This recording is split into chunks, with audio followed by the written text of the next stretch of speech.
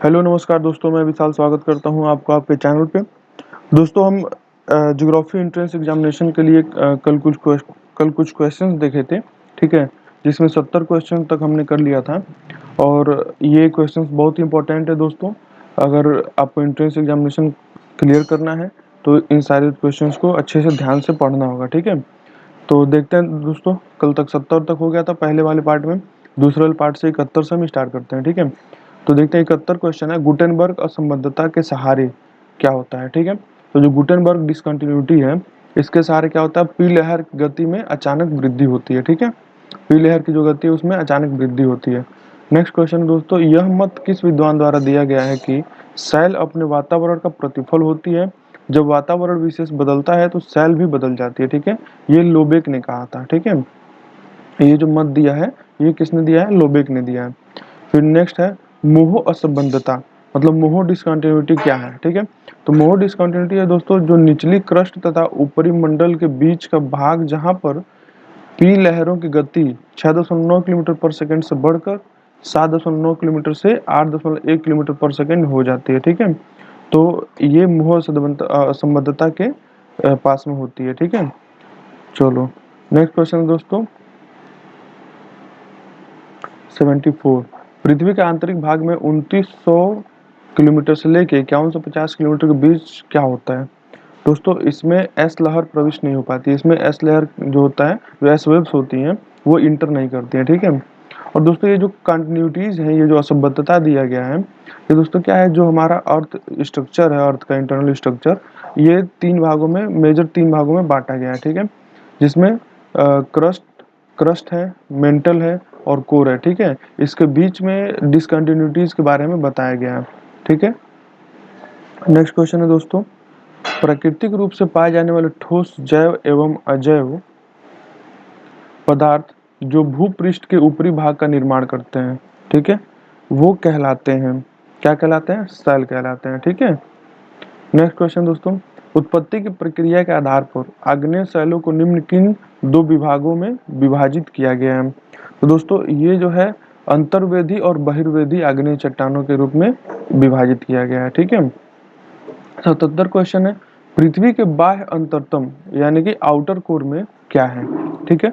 तो जो पृथ्वी का आउटर कोर है दोस्तों, उसमें है सिलिकॉन 20% और लोहा एवं निकल 80%, ठीक है। तो सिलिकॉन 20% है और लोहा और निकल 80% है, ठीक है। अब यहाँ पे फिर गुटेनबर्ग असंबद्धता यानी कि गुटेनबर्ग डिसकंटिन्यूटी के बारे में बताया गया है, ठीक है। ये क्या है, तो ये पूछ रहा है कि गुटेनबर्ग डिसकंटिन्यूटी जो है ये क्या है, ठीक है। तो ये है दोस्तों मेंटल और जो अंतरतम सीमा है, ठीक है, उसके बीच में गुटेनबर्ग आता है, ठीक है। नेक्स्ट क्वेश्चन है मोह असंबद्धता की खोज सर्वप्रथम ए मोहरविकी की, ठीक है, ने की थी। अब ये कब की थी, तो ये 1909 में की थी, ठीक है दोस्तों। नेक्स्ट क्वेश्चन 80, निम्न में से कौन सी सेल भूपटल की प्राचीनतम सेल है, ठीक है। ये है आग्नेय सेल, ठीक है। आग्नेय सेल जो होता है ये लावा से बना होता है, ठीक है। इसलिए ये जो पृथ्वी के सबसे अंदर से निकलता है और इसलिए सबसे प्राचीनतम सेल कहलाता है, ठीक है। ये वॉल्केनिक इरप्शन से निकलता है। नेक्स्ट क्वेश्चन है पृथ्वी के आंतरिक अंतरतम यानी कि इनर कोर की गहराई क्या है। तो दोस्तों जो इनर कोर की गहराई है वो है 5150 से लेकर 6371 किलोमीटर, ठीक है। नेक्स्ट क्वेश्चन दोस्तों, अल्पसिलिक आग्नेय सेल यानी कि बेसिक इग्नियस रॉक्स जो होते हैं, आग्नेय सेलों का एक प्रकार है, यह किस आधार पर है, ठीक है। यह है दोस्तों रासायनिक संरचना के आधार पर, ठीक है। जो इसका रासायनिक संरचना है उसी के आधार पर इसको बांटा गया है, ठीक है। नेक्स्ट क्वेश्चन दोस्तों, पृथ्वी का आंतरिक अंतरतम ठोस अवस्था में है एवं इसका घनत्व है। तो दोस्तों जो इसका घनत्व है वो है 13.6, ठीक है। नेक्स्ट क्वेश्चन है निम्न में से किस सेल को रवेदार सेल यानी कि क्रिस्टलाइन रॉक कहा जाता है, ठीक है। तो जो क्रिस्टलाइन रॉक है वो दोस्तों ए और सी दोनों है, ठीक है। आग्नेय और रूपांतरित, ठीक है, इग्नियस, ठीक है, और ये रूपांतरित, ये दोनों आपके क्रिस्टलाइन रॉक के टाइप है, ठीक है। नेक्स्ट क्वेश्चन है 85, मेंटल की मोटाई क्या है, ठीक है। तो जो दोस्तों मेंटल की मोटाई है वो है 6371 किलोमीटर, ठीक है। नेक्स्ट क्वेश्चन है दोस्तों 86, निम्न में से कौन सी सेल ढेर युक्त सेल यानी कि क्लास्टिक रॉक कहलाती है? ठीक है, तो ये है दोस्तों अवसादी। ठीक है, अवसादी जो सेल है वो क्लास्टिक रॉक कहलाती है। 87, निम्न गति का मंडल जोन ऑफ लो वेलोसिटी किसे कहते हैं? दोस्तों ये है आपका जहां ऊपरी मेंटल में 100 से 200 किलोमीटर की गहराई में भूकंपी लहरों की गति मंद पड़ जाती है। ठीक है, ये है जोन ऑफ लो वेलोसिटी। ठीक है, नेक्स्ट क्वेश्चन है दोस्तों 88, पाताली आग्नेय शैल का निर्माण उस स्थिति में होता है जब, दोस्तों इसका आंसर है मैग्मा पृथ्वी की अधिक गहराई में ठंडा होकर ठोस रूप धारण कर लेता है। ठीक है, नेक्स्ट क्वेश्चन दोस्तों 89, जब विभिन्न परतों में मैग्मा के गुंबदाकार जमाव देवदार वृक्ष की विशिष्ट आकृति में उत्पन्न होते हैं तो उसे कहते हैं। ठीक है दोस्तों, तो ये होता है सिडार। ठीक है, इसको सिडार कहते हैं। नेक्स्ट क्वेश्चन दोस्तों, बेसिक आग्नेय शैल का औसत घनत्व क्या होता है? ठीक है, तो जो बेसिक आग्नेय शैल का वो औसत घनत्व है वो 2.8 से 3 होता है। ठीक है, नेक्स्ट है आग्नेय चट्टान पर 91, आग्नेय चट्टान पर क्या होता है? यांत्रिक अथवा भौतिक अपक्षय का प्रभाव अधिक होता है। ठीक है, ये इसका आंसर है। 92, आग्नेय चट्टानों का निर्माण, ठीक है, किससे होता है? ठीक है, आग्नेय चट्टानों का जो निर्माण है वो किससे होता है? तो ये होता है दोस्तों गर्म मैग्मा के ठंडा होकर ठोस होने के कारण होता है। ठीक है, हम लोग देखते हैं कि जब वॉल्केनिक इरप्शन होता है तो जब उसके अंदर से जो मैग्मा बाहर आता है गर्म रहता है और वो जब ठंडा होता है तो वही अग्नि शैलों का निर्माण करता है। ठीक है, नेक्स्ट क्वेश्चन दोस्तों 93, बेसाल्ट व गैब्रो रॉक क्या है? ठीक है, तो ये है बहिर्वेदी आग्नेय शैलों के उदाहरण है। ठीक है, ठीक है दोस्तों, बहिर्वेदी आग्नेय शैलों का उदाहरण है। नेक्स्ट क्वेश्चन है बेसिक आग्नेय शैल। ठीक है, 94, बेसिक आग्नेय शैल क्या है? ये वजन में भारी भी होता है, इन पर अपरदन का प्रभाव शीघ्र होता है और इसमें कण बारीक होते हैं। ठीक है, तो इसका आंसर दोस्तों उपरोक्त सभी। ठीक है, नेक्स्ट क्वेश्चन 95, आग्नेय चट्टानों का वितरण मुख्य रूप से होता है? तो 95 का दोस्तों आंसर है ज्वालामुखी क्षेत्र में पाया जाता है। ठीक है, आग्नेय चट्टानों का वितरण मुख्य रूप से ज्वालामुखी क्षेत्रों में पाया जाता है। जैसा कि मैंने पहले बताया कि आग्नेय चट्टान जो है इग्नियस रॉक्स जो है वो वॉल्केनिक इरप्शन से निकलते हैं। ठीक है, तो वो जब मैग्मा के जमने के कारण आग्नेय चट्टानों का निर्माण होता है। ठीक है, नेक्स्ट क्वेश्चन है दोस्तों 96, सिल। सिल क्या है? ये अवसादी सेलों की समानांतर परतों में मैग्मा के मोटे एवं विस्तृत जमाव को कहते हैं। ठीक है, अवसादी सेलों की समानांतर परतों में मैग्मा के मोटे एवं विस्तृत जमाव को सिल कहते हैं। ठीक है, ठीक है दोस्तों 97, बेसिक आग्नेय सेल उस आग्नेय सेल को कहते हैं जिसमें सिलिका का प्रतिशत, अब ये पूछ रहा है कि जो बेसिक आग्नेय सेल है उसमें सिलिका का प्रतिशत कितना होता है? तो इसका आंसर है दोस्तों 45 से 60 होता है। ठीक है, 45 से 60 तक होता है। नेक्स्ट क्वेश्चन है आग्नेय सेलों की विशेषता यह है कि, ठीक है, आग्नेय सेलों की विशेषता क्या है? ये क्रिस्टलाइन होती हैं। ठीक है, ये रवेदार होती हैं।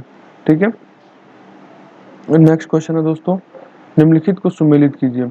अब ये जो भी वॉल्केनो के अंदर के जो स्ट्रक्चर्स होते हैं उस पे ये सुमेलित करने के लिए पूछ रहा है। ठीक है, तो बैथोलिथ क्या है?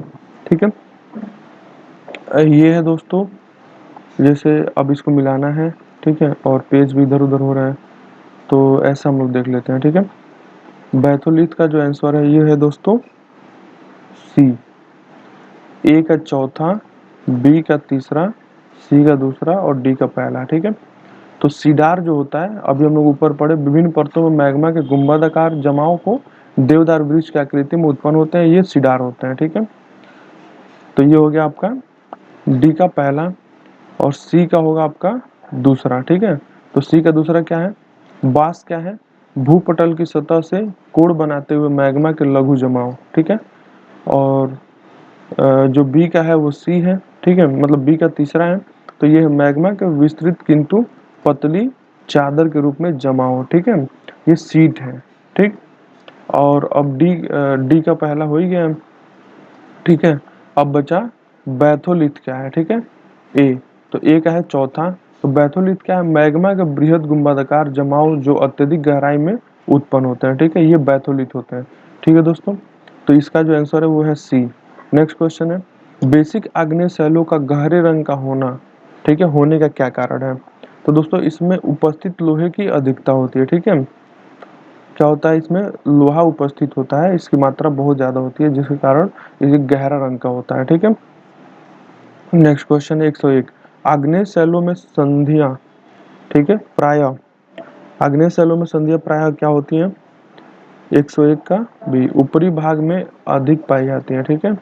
आग्नेय शैलों में संधियां प्रायः ऊपरी भाग में अधिक पाई जाती है, ठीक है। नेक्स्ट क्वेश्चन दोस्तों, प्राथमिक शैल होने के कारण आग्नेय शैलों में आमतौर पर, ठीक है, आमतौर पर क्या होता है, जीवावशेष नहीं पाए जाते हैं, ठीक है। प्राथमिक शैल होने के कारण आग्नेय शैलों में आमतौर पर जीवावशेष नहीं पाए जाते हैं, ठीक है दोस्तों, क्योंकि डायरेक्ट मैग्मा से आग्नेय शैल में परिवर्तित होते हैं, ठीक है, इग्नियस रॉक्स में परिवर्तित होते हैं, इसलिए इसमें जीवों के अवशेष नहीं पाए जाते हैं, ठीक है। नेक्स्ट क्वेश्चन है, लैकोलिथ आकृति उदाहरण है, ठीक है। तो लैकोलिथ आकृति किसका उदाहरण है? अधिवितलीय आग्नेय शैल की, ठीक है, अधिवितलीय आग्नेय शैल की। 104। नेक्स्ट क्वेश्चन, आग्नेय शैल का संबंध मुख्य रूप से है, ठीक है, तो ये है ज्वालामुखी क्रियाओं से, ठीक है। नेक्स्ट क्वेश्चन दोस्तों 105, आमतौर पर अवसादी शैलें, ठीक है, आमतौर पर अवसादी शैलें क्या होती हैं? प्रवेश से होती हैं, ठीक है, पोरस होती हैं, ठीक है। नेक्स्ट क्वेश्चन दोस्तों 106, चूना प्रधान शैलें, चूना प्रधान शैलें क्या है? झील, जलाशय या सागर में चूना प्रधान जीवावशेषों तथा वनस्पतियों से निर्मित होती हैं, ठीक है। चूना प्रधान शैलें क्या होती हैं? झील, जलाशय या सागर में चूना प्रधान जीवावशेषों तथा वनस्पतियों से निर्मित होती हैं, ठीक है। नेक्स्ट क्वेश्चन 107, जलज शैल को कभी कभी आर्जिलेशियस शैल भी कहते हैं, ठीक है, क्योंकि ये इसमें चीका की प्रधानता अधिक होती है, इसमें क्ले की प्रधानता अधिक होती है, ठीक है। नेक्स्ट क्वेश्चन है दोस्तों, निम्न में से कौन सी शैल रासायनिक तत्वों से निर्मित होती है? तो ये है दोस्तों खरिया मिट्टी यानी कि चाक, ठीक है। नेक्स्ट क्वेश्चन दोस्तों 109, मैग्नीशियम एवं कैल्शियम दोनों के कार्बोनेट के मिश्रण को क्या बोलते हैं? तो ये डोलोमाइट बनता है, ठीक है, मैग्नीशियम एवं कैल्शियम दोनों के कार्बोनेट के मिश्रण से डोलोमाइट बनता है, ठीक है। 110, स्थल जात पदार्थ यानी कि टेरिजिनियस किसे कहते हैं? ठीक है, तो ये होता है दोस्तों ऐसे पदार्थ जो स्थल से लेकर समुद्र में, स्थल से लाकर सागर में कम गहराई पर नदियां, वायु, हिमालय व लहरों द्वारा एकत्रित किए जाते हैं, ठीक है। ऐसे पदार्थ जो स्थल से लाकर सागर में कम गहराई पर नदियों, वायु, हिमानी व लहरों द्वारा एकत्रित किए जाते हैं, ये क्या कहलाते हैं? स्थलजात पदार्थ कहलाते हैं, ठीक है। नेक्स्ट क्वेश्चन 111, मृतिका उदाहरण है, ठीक है। तो जो मृतिका उदाहरण है दोस्तों ये है जलज शैल का, ठीक है। मृतिका क्या है? जलज शैल का उदाहरण है। 112, तो 111 तक इसको आज कंटिन्यू करते हैं, फिर इसके बाद अगला पार्ट कंटिन्यू किया जाएगा। आप लोग अच्छे से पढ़िए और एंट्रेंस एग्जामिनेशन की तैयारी अच्छे से करिए कि आप लोग को यूनिवर्सिटीज में एडमिशन हो सके। धन्यवाद दोस्तों।